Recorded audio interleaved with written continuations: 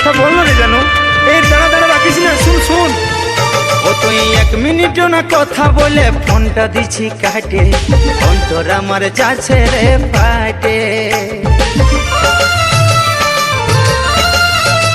ও তুই ভাবছিস নাই আমার মনে কিসের আগুন জ্বলছে, তোকে ছাড়া মনটাই আমার পিতা হয়ে গেছে।